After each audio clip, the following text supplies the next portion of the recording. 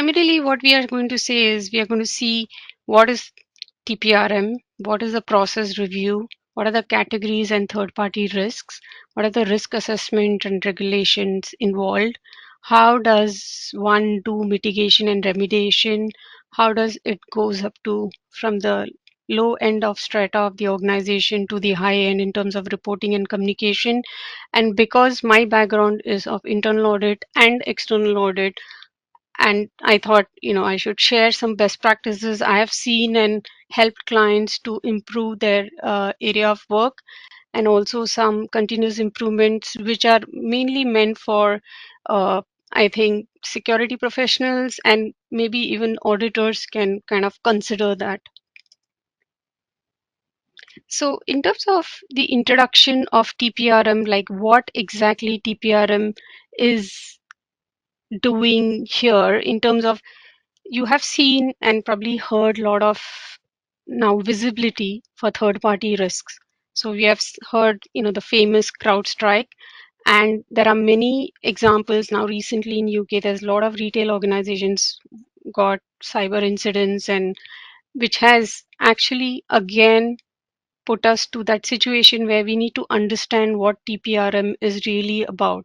So, with that being said, TPRM basically helps identify, assess controls from your external partners. So, it's purely that your relationship with your external partner.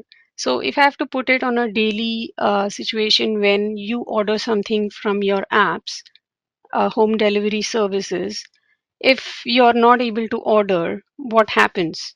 There's something has gone wrong. It could be not genuinely the app issue, it could be something which has triggered from a third party. So that is where we are. So now, with the interconnected world and digital, we are talking about a lot of digital transformation we should be doing. But that also brings up a lot of risks, right?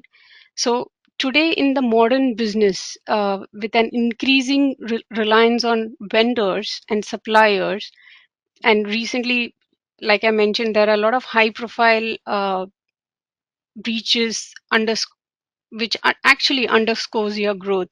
So yesterday I read an article, I think on LinkedIn, where a German supplier who was probably not that well equipped with cyber security controls, his entire business was put down to the knees because of that one ransomware attack, which, and it is not a small company. It could be kind of, you could call it a small company, but it is there for almost 100 plus years. And that company was a ransom attack. So with the space the hackers are going, you see why TPRM is getting very critical. So the main is the data breaches, which are linked to, so I think in a survey they said that in 2023, there are 60% breaches have caused because of vendors. And now, what are the two major threats? So, you have the supply chain risks, and obviously, seeing that the regulators have woken up, they are saying, like, we need to do more here. So, you'll see there are a lot of regulations related to third party operational resilience which has come up. Now, having said that, there's 100% business impact. And like I said, right, security problem is no more security, you know, rather I should say cyber security issues is just not a issue of security team. It is a issue of the whole organization, which means even TPRM, that whole process, which we will go quickly, is not just done by one area of work. It is done across departments and everybody is responsible. So to support of what I was just saying, that there was this survey conducted by, recently by one of the company where they focused on how behind the companies are. So you would think that your company, if it's a multinational, is doing pretty great, but not really. And the statistics shows that, how many total vendors are included in your third party risk management. and you can see the in terms of numbers how it has gone and how many, and there's also a resourcing issue, right? I keep hearing in the procurement department that they are so understaffed, they're not able to do the due diligence on a timely basis. And there's this regulatory expectations keeps increasing. And you can see that, how many stages where like, so you can see the last diagram, which I kind of liked it, how many organizations are actually in the optimization, it's just 50%. So there is a lot of scope. Still there is a lot of companies, they are still working on uh, this process, which is still not there where it should be in terms of maturity. And then to support that, we have AI now. So obviously, no presentation today you would have heard without AI. So there is kind of a positive side of the problem we have at the hand. So what is that? So as per AI's recent survey, how AI is going to, EY surveys around AI, how it will transform this TPRM process is basically from where you would start using AI. So, right from vendor identification. So, actually, you can do AI scan database and pre-populate vendor information using AI. So, that is one of the way what the article claims. And then you can read it. I have given the reference of the article, and then how risk management can be done in the context of AI. So you have, historic scores, you have predictive data which can be used to score your vendor. So I still see a lot of companies using spreadsheets to do this. And I hope you guys are not working in those kind of companies. It's going to be very difficult to audit as an auditor. And also, just imagine just ticking and going through physically. I mean, you can't even imagine being there. Then your due diligence process, where how you can ingest the data from the compliance and other areas you can combine, and then the contract negotiations, you can actually document workflows in this. And if say, you can save your legal guy's time, like he need not go through robust documentation. In fact, he can put some key indicators where how the contract language is written, if there is a huge change and why it is changed, of which country it belongs to, and those kind of things. And then obviously the whole onboarding can be done, automated workflows are there, then monitoring, you can actually do real-time monitoring. I think this is a common question which we ask, how do you really monitor third party? And the answer is like, yeah, we do it yearly once, quarterly, and you get like very mixed answers.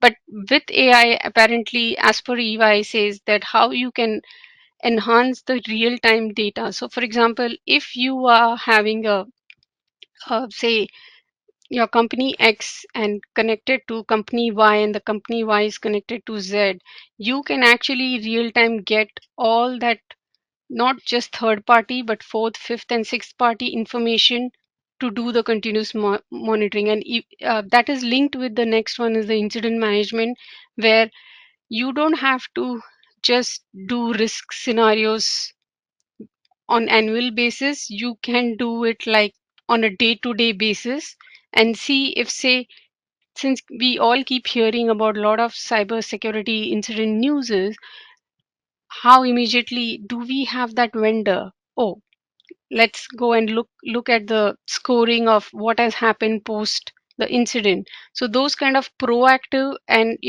because we call this like a domino effect, is like if A is impacted by X and then X is impacted by Y, obviously A is also going to get impacted.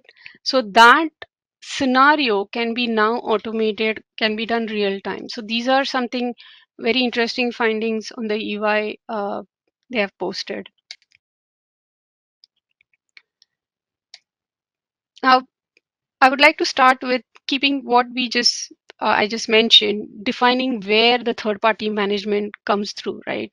You cannot define something unstructured. It has to be a structured framework, which means a systematic one, and how you identify, how do you assess, how the control risks from external and external vendors and partners happen, because that actually is will protect your company strategy, right? It's going to help you to have financial stability. It'll help you to have operational continuity and uh, reputation risk. That's like so important in today's world, right? So the structured frameworks feeds in for a protection of the strategy, and it needs to be enterprise integration, which means I again emphasize you need to have people who are integratedly working. So a procurement person has to be very close workings with legal team, with security team, with the end user team, like the person who wants the services. So everybody has to do a coordinated effort. It cannot be, oh, it's a procurement problem, oh, it's a security problem, and which you see that when you see the quality of questionnaires, which if you have seen how it is filled. So just I want to give you this is version of the process overview. There are many different versions available, and I'll in a moment I'll explain why I have put it this way. So whatever I have done so far in my career, I felt like what are the key process overview I have seen or have it in my head. So you start with risk assessment because that is basic, right? You start how you do the risk assessment. How do you go about doing the TPRM risk assessment? So how do you identify and quantify it? You cannot have same risk level for a managed services versus a catering company, right? So you need to do that particular area pretty well.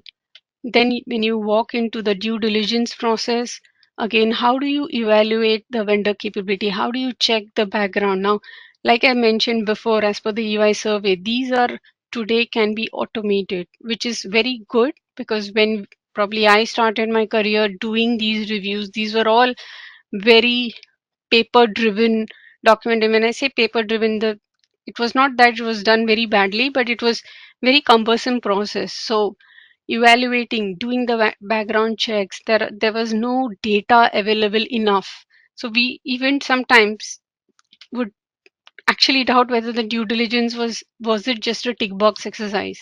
So that was one thing. And then once you do your due diligence, it's onboarding. How the so here where the governance controls, which is most auditors are very interested in, how do you have implemented controls. So the controls is not just the process owners levels, it has to start from the top, percolate to the risk owners, but percolate down to the actual process owners. So everybody has to team up, so it is a team game, it is not a silo game. And then I will explain why specifically I don't call out exit strategy, because for me, the exit strategy is part of your, you know, mitigation and monitoring. It just overlaps it, because mitigation is once you go through the process and you identify vulnerabilities as you go along, you have to make sure that vendor X actually mitigates it. And then, for example, when you do monitoring, and we are talking today of continuous oversight and reassessment.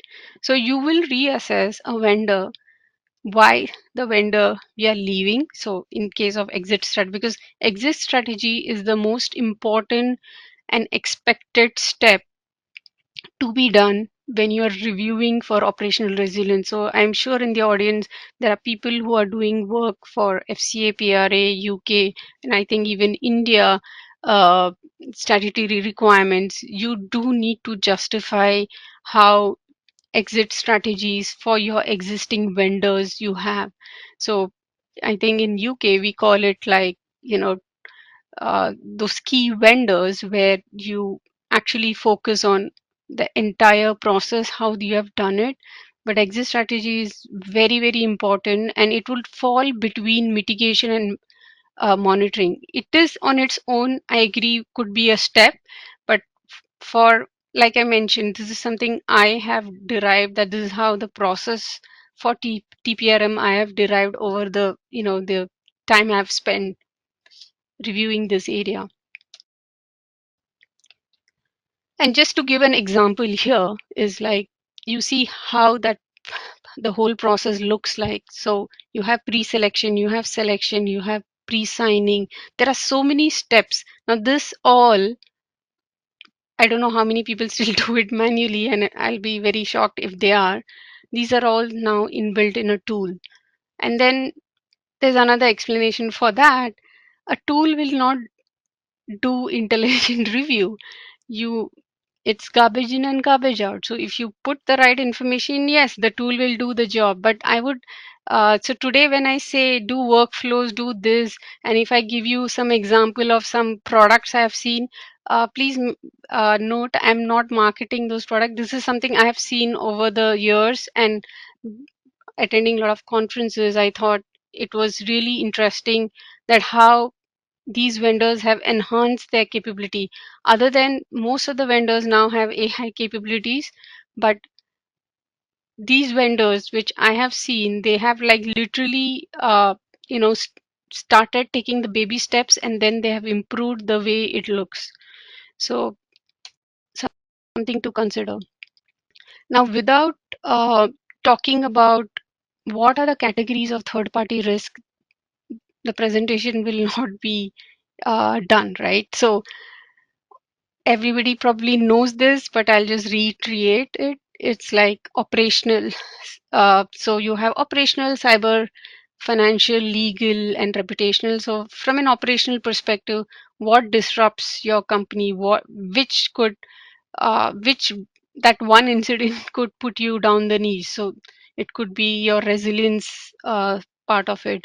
Then when it comes to cybersecurity, I think there's lots. There's a lot of ransomware incidents has recently happened.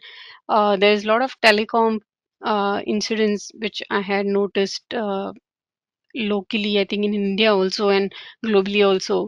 And so these are like given, like this risk is, it has to be there. So when you do your risk assessments, when the line 2 does it, they, in some companies, they don't like to call it a cybersecurity for some strange reason, but some companies actually identify cybersecurity as a separate risk. So which is very good because you know exactly what you're dealing with. Then when it comes to financial, it could be as simple as that. If going back to the same example, A is relying on X and X is relying on Y. If Y goes bust, if it significantly impacts X for survival, for example, then X is linked with A. So even A will struggle to overnight think, okay, what am I going to do if these X people are not going to be my vendors? So that is another biggest issues. And even payment, like there is so much of outsourcing we see in the payment industry. So what if that third party payment, like say you have Apple Wallet, you have many of these uh, like Paytm and many wallet based companies, and or rather I'll put them as fintech and futuristic companies. What if they go bust, and if they're not able to put through in the timely manner? So that directly impacts, right? So it's because that directly impacts actually your number 5 risk, which is your brand image. Your, say you have outsourced call center, and if they are not performing, so again it will impact your reputation. And then there's, I think, legal and compliance exposures. Once you have a cyber incident, there's so many fines, there are so many things available today. So in a nutshell, these 5 are the most common ones. I could have missed something, but I think this is what commonly see when you do risk assessment. These are the top 5 in your head when you do it for third parties. And then I wanted to also put across, the type of third parties we have. So I think when I started my career, I was probably in the category of the second one, outsourcing parties. That's how I started my career. But now you see there are so many branches when you talk third parties. So vendor and supply. So you have these managed services, your logistics partner, your SaaS platforms, your IT service providers. So those are usually categorized on that first bucket. Then you have, like I mentioned, call centers. Then you have HR services, payroll. These are all categorized as the partners.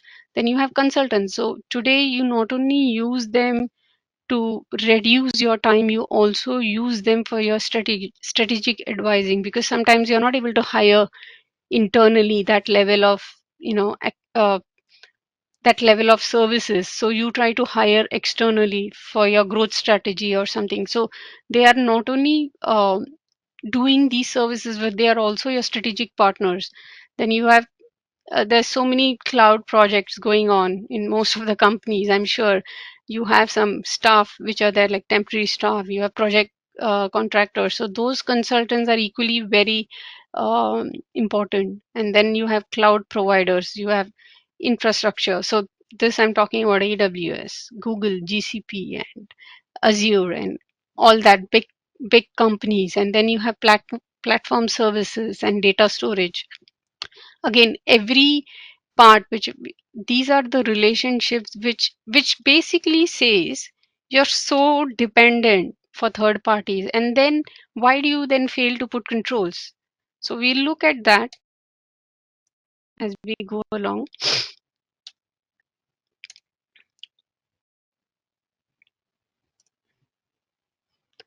So before we get into how we go about doing it, first we need to see what are the current challenges we are having. So when we talk about risk assessment, what are the challenges we usually face? So I think the favorite one is the standardized process, right?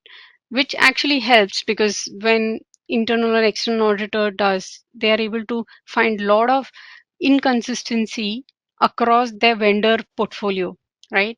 So how do you actually effectively address that? So you have to understand that how the process as is, and then where, what good looks like, correct?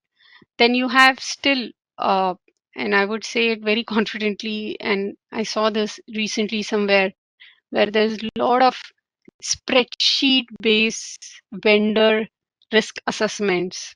We love our spreadsheets, so there could be a lot of AIs coming in, but we still love a lot of spreadsheets. And I've seen there's so many time consuming work I've personally audited, and the workflows, everything is in the spreadsheet, is embedded in a spreadsheet, and then you have PPTs around that from the spreadsheet too. So as an auditor, you cannot just do one part of it, right? You cannot just see a chart which looks very great, but actually the underlying data is actually wrong. So you just have to make sure the data which is used to project or put in the packs of management, can you really rely, and how do they can like how they can make that decision, right? So is the insight good enough? Is the decision making is correct? uh, on what basis? So there's a lot of, focus on data collection today. And then there's a, uh, you don't have a tool, so people obviously looked up upon companies that, oh, you don't have a tool. Yes, because no, we are used to the second box, everything we love manual stuff, but that doesn't really help. You have to change with time, so you have to adopt, or you may have a great tool. Honestly, even I've seen that version of situations where they have a good tool, but they are not making use of it. So they have a real time monitoring, oh, but we do it manually. So they may have a tool and they do a 50% there, and then they start putting data on a spreadsheet, and that's where the controls go haywire.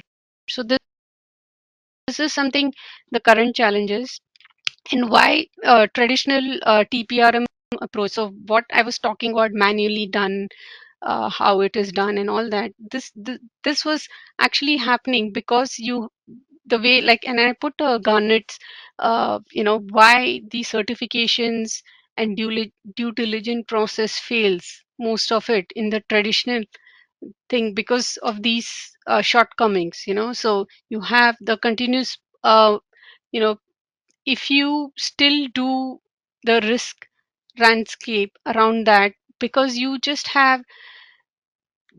don't have enhanced risk visibility because you're doing manually, and then you also struggle with the third party complexity. You don't know your list, you don't know which supplier do what at some point, and this the most interesting conversations I had with my stakeholder.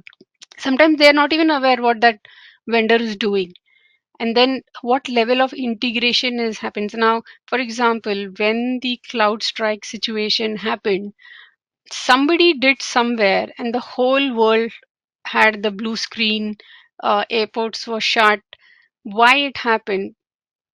A small change in one place caused a havoc all over the world, because you don't know which say microservices are connected. So we are talking about a company which is very robust in their controls, like CloudStrike had a situation like that, and they were very quick. So you also have to appreciate, and if you read articles around that, is how quickly they responded. But they did do a lot of damage to a lot of airlines. Some of them took about probably a week or 2 weeks to kind of get going. So why that is happening? Because we are interconnected and we don't know. So when you're actually seeing the complexity, it's going increasing, and now I don't know how many people have observed there's this AI attached to everything you buy. So today you buy a product and there is an AI, and suppose you don't know about it. So forget about AI biases and the the problems related to that. But the fact that you don't even know the application which is pushed into you has AI, for example. So that again is a, so I know I'm kind of saying like what, where am I heading? Where I'm heading actually is you cannot be any more reactive. So that is why the next point is the reactive audits. Like, you can miss and go, and how you can be reactive, you have to do a continuous audit. And that's where here I would say, please take help of your internal auditors, because they can help you, or take view of external auditors, because they are here to help you, they are here to add value. So that is where the reactive snapshot audits is, it it doesn't work in today's context, right? And then, like I mentioned, there are so many frameworks, so many regulatory compliance you have to do. So if you have a good framework in place, you can then start aligning. So there is lots around that, which I'll cover in a later slide.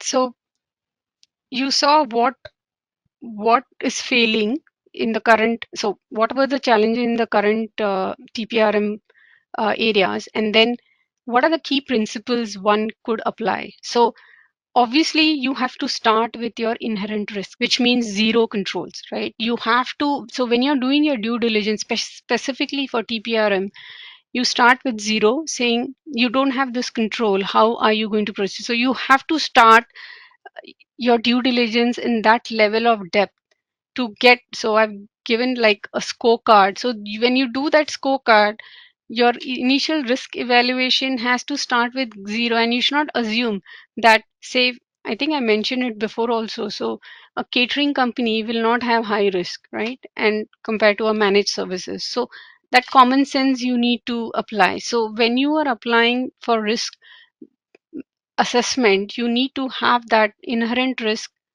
as your start point. Okay. And then go and take the help of framework. So we have great CSF NIST framework. You have ISO 27000. That's not the only framework you should be using, because I've seen we are NIST compliant, for example, and I'm ISO compliant, for example. that is not enough. Have you looked at what is the risk your line 2 has identified? So just by saying these great standards, saying I'm compliant with that, how have you checked it? Then you need to actually baseline it. So my view is not that one one thing will fit for everyone, right? So you have to customize it. So you cannot say I have applied this framework so I have to be compliant. No, I think all the companies who have breached recently or breached in the past uh, have been regularly certified. So why did the control fail? So when we talk about cyber kill chain, that's where, so I think in the news you just hear, okay, there's some password issue. No, there's that entire life cycle of the cyber kill chain is impacted. So that is why you need to see which part of my framework has not done well, and how do I keep up with, and then you do that actually feeds into the next one, which is risk-based hiring. You score the vendors and you see do they have your data? Do they have any operational importance? These are the two fundamental things which you can think when you're doing risk assessment. And then you do continuous assessment, right? So when I say continuous assessment, I mean, I'm sure on the audience, some people will laugh saying, oh, quarterly is good enough, or maybe annually. No, continuous means it could be as frequent as you think you want to do it, or subject to definitions of your risk line two, or how your company operates. But I would prefer, if you have significant amount of high risks, you should have a very robust process to review and also encourage your internal auditors to come along with you. So if you are, uh, say here, anybody here who's in the procurement side struggling to do the reviews, please grab your internal auditors, have a process in place between that. You will review this many this year, so have a plan in place to do that. So that will at least you can hit the target across the board. You cannot address everything. Like we always say, focus on high, focus on medium, focus on low, but everything should be touched at some point, because your low can become a medium and a medium can become a high. So that whether it is TPRM or your controls, all of it is the same logic.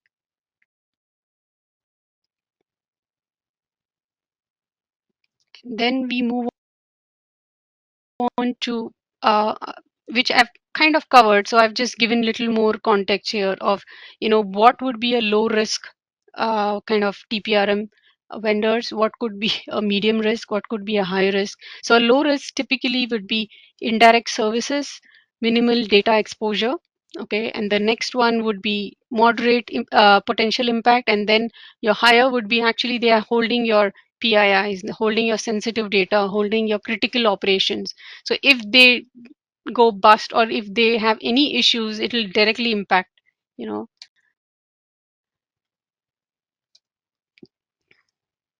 And then this was again an example from Process Unity, which I had recently read about their white paper, which I found it very interesting. Again, I'm not recommending the tool per se, but I think the way they have approached it. So this is like, how do you do selections, how you can automate it, how you can do the contract risk management, vendors service review, how can you do SLA monitoring, how can you focus on 0-day attack responses, and how you can do the connecting control. So all somewhere I have spoken during a few slides. So something to kind of take away and read the white paper. It's very interesting that how these prominent TPRM vendors are actually changing the game of how you do third-party risk assessments.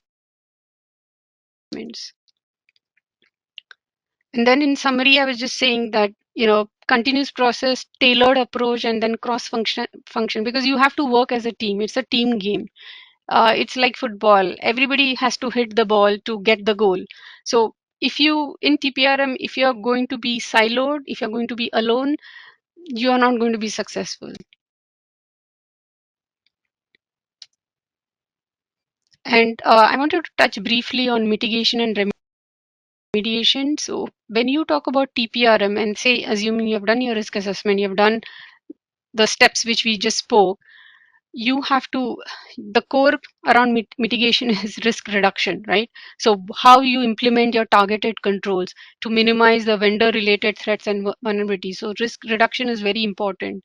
And then policy alignment, and then you have technical safeguards. So policy alignment is not just what is written, what is actually practiced. So you design and operating effectiveness, and then technical safeguards, you need to make sure that the data, if they are having access to critical data, say for example the higher tier vendors which they are supporting, you should be in a position to know if they do something wrong, how are you going to detect it. So that's important.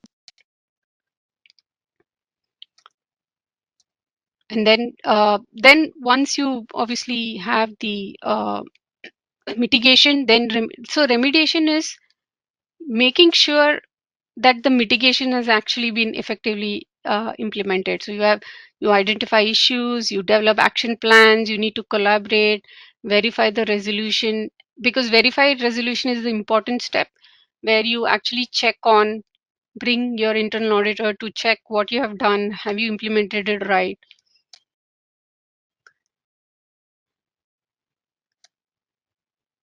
And then the next bit is, how do you communicate this? Now, you have the top level board. The board does not need to know everything, but they know to know enough that they can make informed decisions, or they can give you the amount of investment which is required for the TPRM enhancements.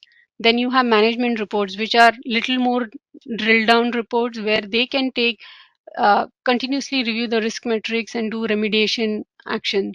And then you have the operational reports. This is popularly for the security personnel, where they get weekly compliance report and incident tracking, and they can just go deep dive.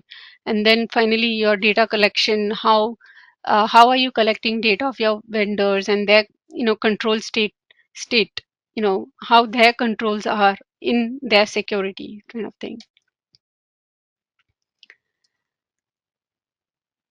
And then finally, it is like the effective communication channel. So you have to make sure that the TPRM committee is there. There are the right people are involved. There is a escalation process. There is a stakeholder metrics, and then there is a regular, consistent touch point. So it could be a stand up, it could be a weekly, it could be quarterly. And then when you have multi-year projects, you should involve your risk line too very much, because they should be aware what this project is bringing risks. And then coming from my background, I thought I'll just put some fillers around what we should be focusing when we review the framework. So it starts with identification. We have to make sure that they have done the right identification, how they have evaluated the potential impact, how they have done it, you know, because then that feeds your risk assessment. So likelihood, impact, potential failures, have they considered that? And then you see risk monitoring. So when you do monitoring and mitigation, it's a so whatever outcome of your monitoring happens, it will feed for your mitigation, and then that will feed, that will improve your identification. So it's like a cyclical process. It's not like just one like once you do it, it's fine. It's, I think in today's landscape you can't afford to do that.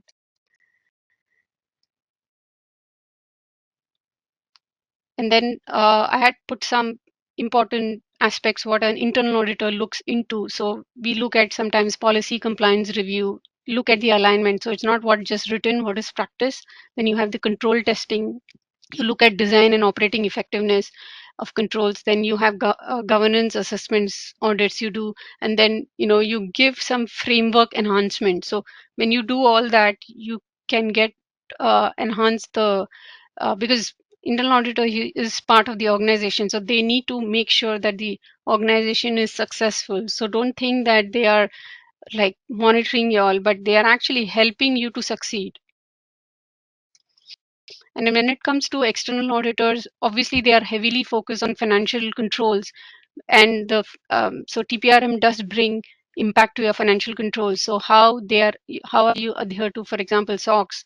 and ISO controls, or SSE 18 requirements. So those they will do, and then see they work on so many clients, so they can do kind of industry benchmark, and then they sometimes also do objective assessments. Just look at effectiveness for some part of it,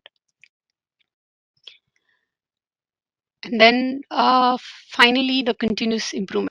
So having said that, uh, the roles I have played. So the continuous improvement, what I picked up from the work I have done so far is, how they do incident analysis, how they look at metrics and KPI. Now these can be automated in today's context. I have personally reworked KPIs on spreadsheets. So that was like 10 years ago.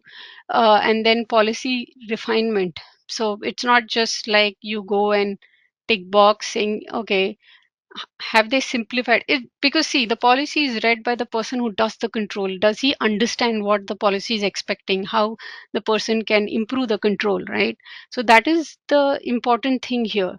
And then capability and building, so that is something like, are you training your staff? Are you sending them for conferences or courses where they can learn and bring that best practices? They can then start identifying benchmark practices and industry, meet the industry leaders, understand from where they sit, and then these are my final key takeaways. On a high level, I feel once you go through that whole TPRM process, you can effectively reduce or help your organization to reduce the mitigation, and then you'll have residual risk. Then you need to see how the cyber insurance comes into play. So that is very, I have not touched that because that's a session on its own, and very interesting findings are there from the cyber insurers, and maybe at some point we can talk about it. But and then overall, like conducting a maturity assessment, establishing quarterly reviews, and mainly see how much you can automate. So I'm not saying that you have to automate everything, but you can enough so that you can then focus on right decision making. So if you're a person who's doing a decision making, you can spend your time not ticking box the paper, but actually seeing, okay, what the data is showing, is it making sense?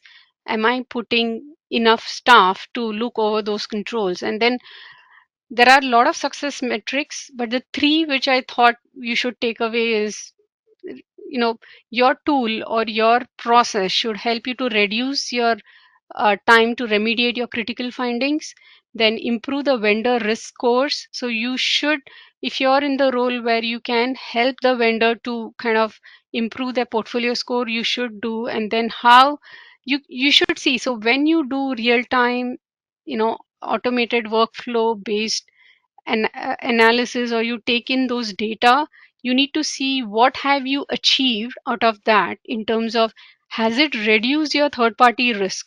Because we all can get data and have, you know we can do many things with data, but if you're not concentrating on what matters to you or your organization, I think then there's no point in having those data.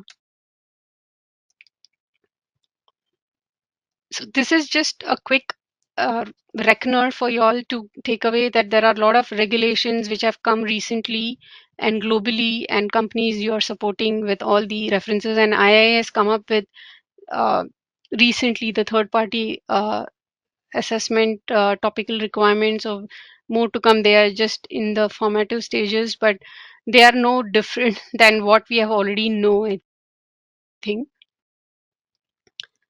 And then there are some courses which you want to do, you can consider. These are all self-explanatory. It depends where you are in your career. If you want to full blow, because this requires time. This is not one man, one person, one woman show. This has to be many people doing it, working together, so that it can enhance the organizational, or probably reduce the risk and improve your reputation.